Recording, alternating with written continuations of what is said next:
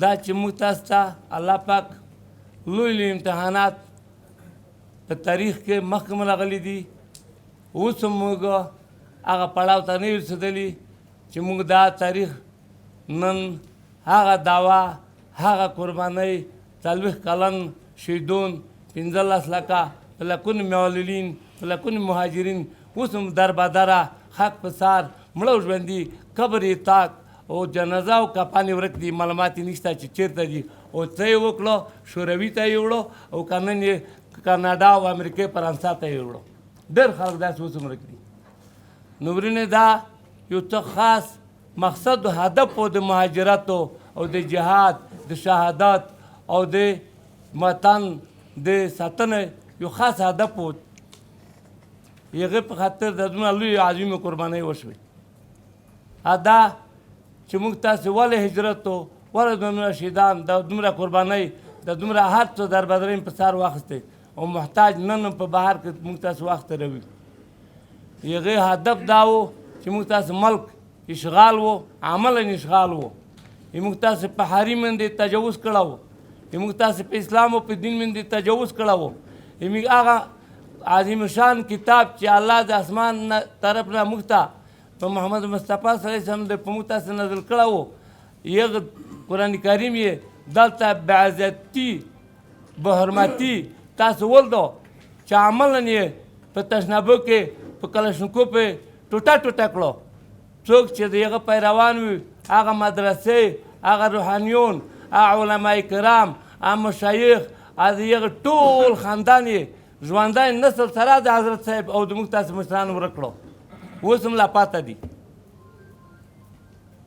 نو اوس هغه وخت رسېدلی دی چې کوم هدف دپاره موږ دا قربانۍ کړي دي هغه هدف لاسته راوړنه هغه عملي کول په موږ تاسې فرض عین دي. اوس هغې هدف دا و او د دومره مهاجرت او د دومره قربانۍ یو څو خاص شیان وي. هدف اول د اشغال ختمول او بل په ټول افغانستان کې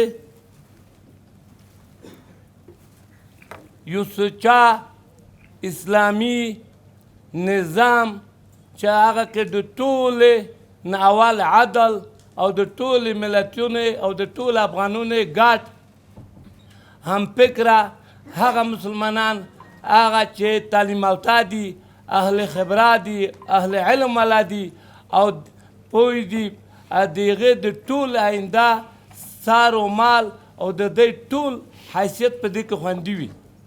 نو یې دې دپاره دا دومره قربانۍ وي چې اشغال ختم شي. الحمدلله اشغال ختم شو. تکبیر تکبیر تکبیر.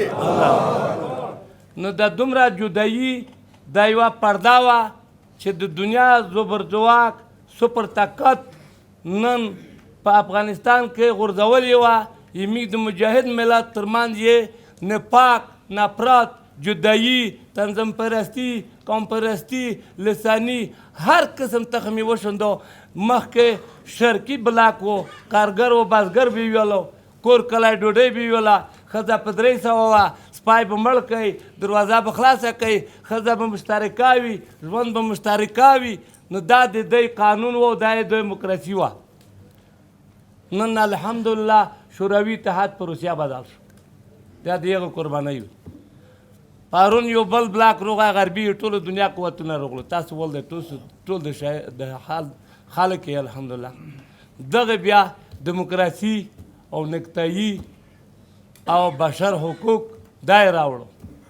ورونې تاسو وګورئ هغه حقوق چې الله په دین کې په قرآن کې ورکړي په اسلام کې چاته یې ورکړي دي په بل څه کې شته نشته.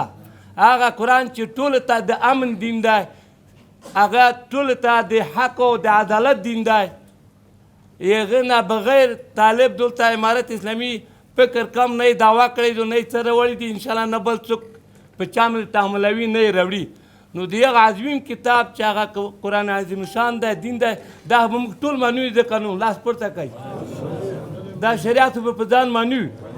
نو د امیر المؤمنین هیبت الله اخندزاده سره حفظ الله په دین په قرآن په شریعت هم بیعت دی د دې امارت اسلامي نه به په دین من د موږ د پاک حمایت وکړو نه موږ جمهوریت غواړو نه موږ رسنۍ په دې ټیم غواړو چې موږ کلچر عنعنات موږ دین موږ مذهب موږ وطن کې په دا نومندې خلک ته معرفي کړي چې هغه په دنیا کې تر ټولو نه بد قانون دی په موږ یې تحمل کړي افغانان ټول ورونه دي ټول مسلمانان دي نړیواله ته د رسنۍ دا ورسوي چې نور افغانان پرېږدي خپله لکه پرون یوه دښمني وه پرده خدای لرې کړه نن ټول الحمدلله موږ ورونه دي ټولو ته په عمومي دي ټول مسلمانان دي ټول به انشاءالله دا ګډ کور دی په ګډه به یې جوړوي